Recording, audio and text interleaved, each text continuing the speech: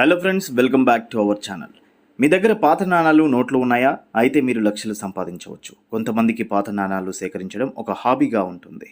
వీళ్ళు దేశ నలుమూలల నుండి కాయిన్స్, నోట్స్ని సేకరిస్తారు. వీటికి ఎంత ఖర్చైనా వెనకాడరు. వీటితో అప్పుడప్పుడు ప్రదర్శనలు కూడా నిర్వహిస్తూ ఉంటారు. ఇప్పుడు ఆ పాత నాణాలకు, నోట్లకు విలువ పెరిగింది. వీటిని నమ్మడానికి కూడా ఈజీ మార్గాలు ఉన్నాయి.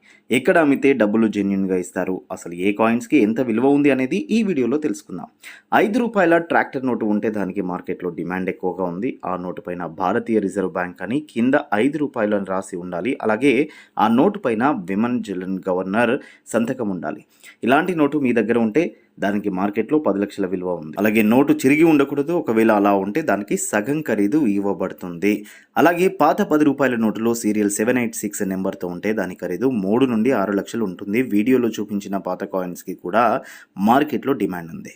అలాగే పాత ₹5 నోటు, అది కూడా జింకలు ఉన్నది. అలాగే దాని మీద రిజర్వ్ బ్యాంక్ ఆఫ్ ఇండియా అని రాసి కింద ₹5 అని ఉంటే దాని ఖరీదు మార్కెట్లో 13 లక్షలు ఉంది.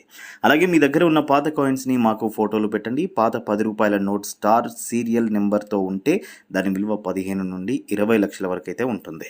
ఆ నోట్ తప్పకుండా వీడియోలో చూపించిన విధంగా సీరియల్ నెంబర్తో ఉండాలి.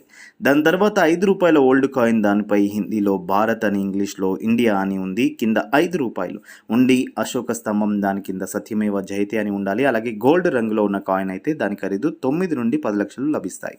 అలాగే ₹1 పాత నోటు మీద 15 భాషల్లో రాసి ఉండి ₹1 గుర్తుతో ఉంటే దాని ఖరీదు మార్కెట్లో ₹75,000 ఉంది.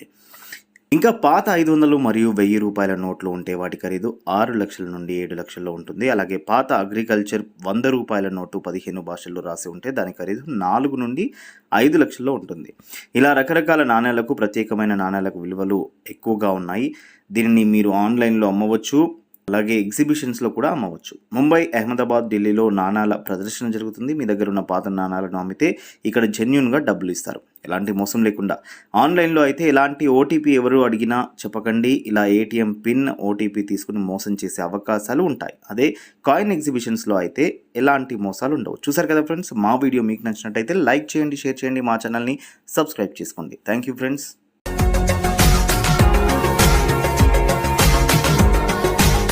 మరిన్ని అప్డేట్స్ కోసం మా ఛానల్ని సబ్స్క్రైబ్